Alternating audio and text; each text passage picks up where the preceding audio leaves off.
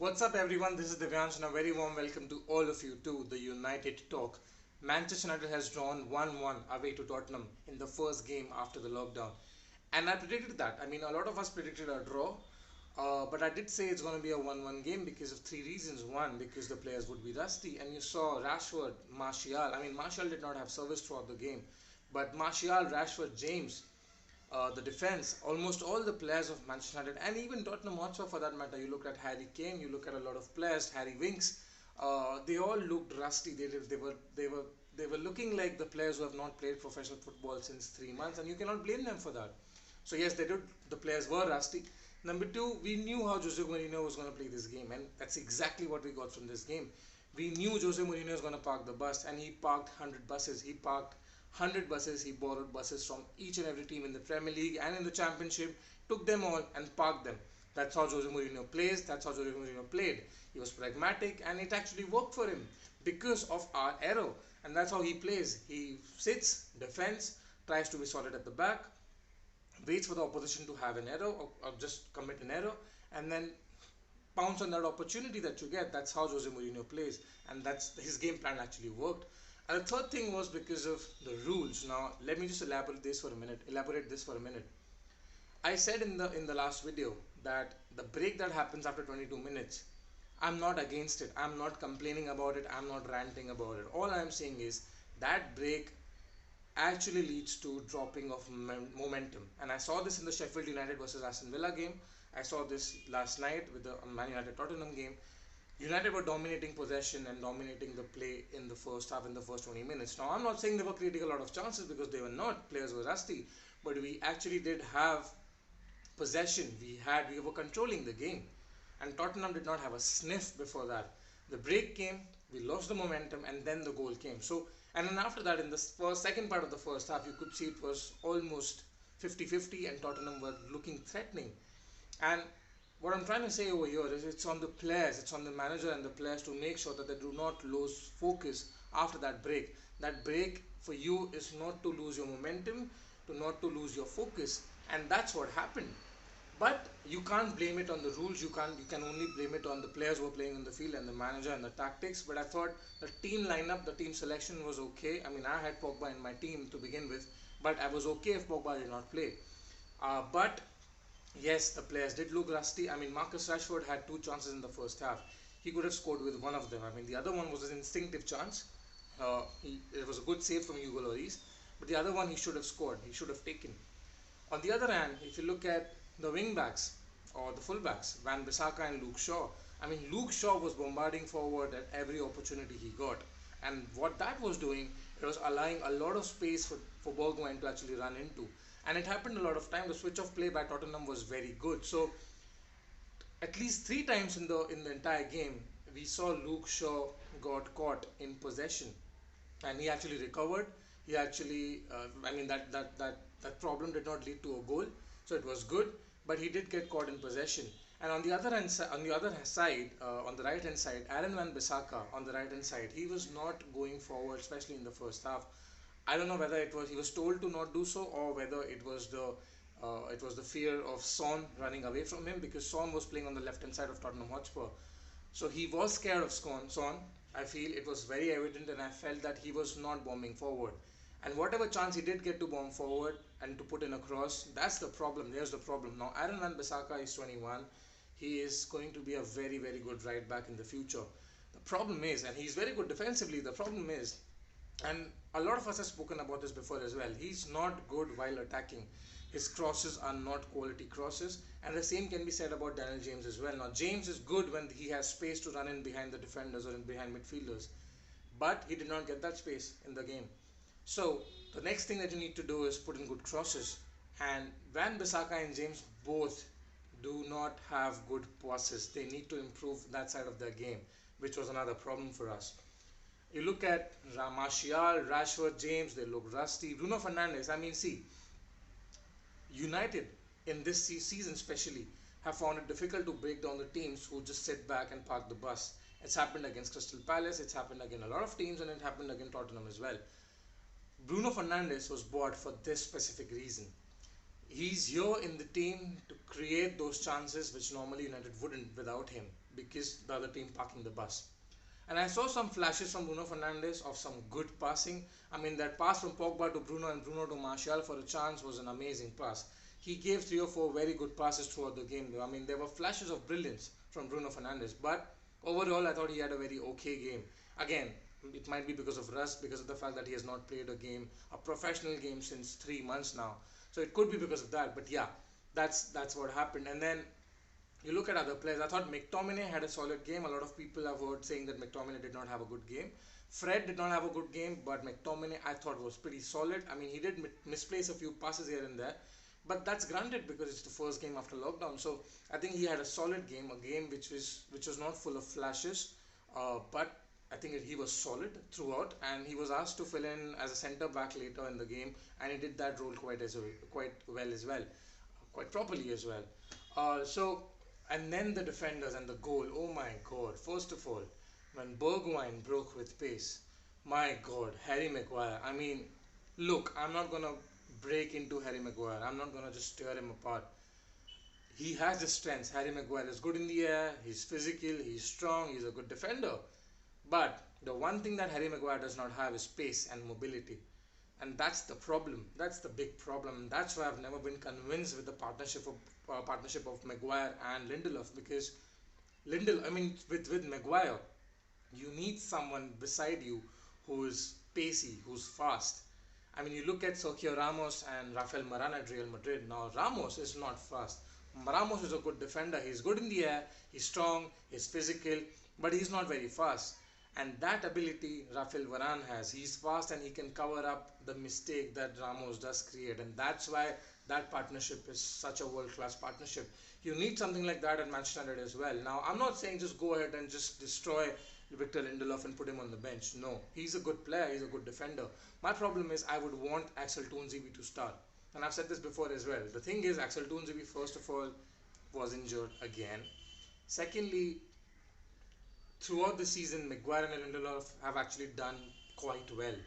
But for United to address that position, they have better positions to address first. I mean, they have positions like a right wing, attacking midfield to address first before they go back and look at the defense. So that's a problem. And United and Solskjaer need to figure out the solution to this kind of a problem, because teams will sit and defend against us, especially the matches that we have remaining in the next 8 matches.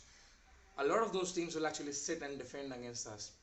And this kind of a problem with Maguire being slow on the break, it's a problem. So Bergwijn attacked Maguire. Maguire left, went right, went in a circle like it was a whirlwind he was caught in, and then Bergwijn just easily beat Maguire with pace. And then, oh my God, the shot was straight at David De Gea. It was straight at David De Gea. He should have saved it. He should have saved it. Period. 10 out of 10 times David De Gea should have saved it. It was a mistake. And this just reminds me of the Everton game. I mean, we could have won that game 1-0 if not for David De Gea mistake. We could have won this game of 1-0 if not for that mistake, because it was not just one mistake, it was a mistake from Maguire and then a mistake from David De Gea. It's a combination of errors. It's a comedy of errors, to be honest with you.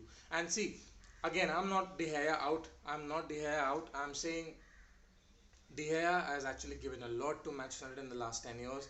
He's been our player of the year for 4 times, I think, right? And I mean, he has single-handedly saved 13 to 15 points every season consecutively for the past 3-4 seasons, barring the last 2 seasons. So he has been one of the best goalkeepers in the world, but he has been committing a lot of mistakes as well in the last year or so.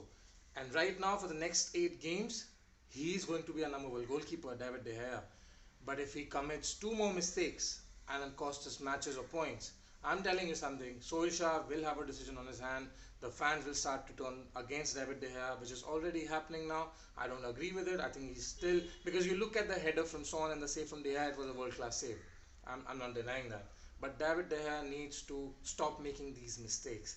And then you look at the second half. I mean, in the second half, after that goal, I mean, we came out and when we played well, we started playing well. In the first half, the ball movement, the passing was pretty slow. I mean, it was slow. The passing was not good. In the second half, it was fast. The ball movement was fast. The passing was good. I mean, we were trying to make an impact. We were starting to look good. We were tiring Tottenham Hotspur out. And that's what happens. I mean, if you park the bus, you tend to start tiring up after 60 minutes. and we saw that. And then Paul Pogba came on, and oh my god, he looked world class. For me, Paul Pogba looked world class. And you just sit and think and you wonder, if that guy can play such a game for 30 minutes, what can he do in 90 minutes? And that's the frustration you have with Paul Pogba. On his day, he's a world class player. He's a world class player who can defeat any team, who can break down any defense. You look at that pass from Pogba to Bruno and Bruno to Martial. You look at that majestic lob pass from Pogba from his own half to Marcus Rashford, and it almost paid off. It almost came off, and then he won the penalty. So Paul Pogba, for me, yes, he's the world class player, but the frustration, like I was talking about, is that he doesn't do it consistently enough. If he does that consistently, he is anyways a very good player. He's anyways a world class player, but he's gonna be out of this world if he does that consistently. Even for the next 8 games, if he does that, wow, it's gonna be amazing. But yes, Paul Pogba won the penalty. It was a clear and obvious error. I think there was no debate about it. I don't know why Jose Mourinho was crying about it post match, but Jose Mourinho is a crybaby. He does cry about everything. So yeah, it was a penalty. Bruno took the penalty. It was a 1-1. And at that point of time, I thought we actually have a chance to go on and win the game. But I thought then, I mean, the tiredness that started kicking in for Manchester United as well. I mean, you looked at Igalo, he did not have any impact whatsoever. He did not have any service as well, neither did Martial throughout the game. So overall, I think we played okay. I think the fact that it was the first game after lockdown did not help either of the sides, because even Harry Kane went missing, and Harry Kane is a world-class striker. He went missing throughout the game. I don't know where he was. So, I mean, I didn't even know whether he was playing in the middle because he was nowhere to be seen. Maguire actually won each and every battle with Harry Kane. Uh, so it was an okay game. It's a game. I mean, I take the draw over a loss any day, of course, because it at least continues our the no unbeaten run. It does help us to put a step forward in the right direction. But the problem is now United are on 46 points. Now forget about Sheffield United and everyone else. But United, if they reach 70 points this season, then they will qualify for top four. I have a strong feeling. But now for United to reach 70 points, they need 24 points. United have 8 games to play. You do the math, 8 into 3, 24. United more or less need to win each and every game, each and every remaining game.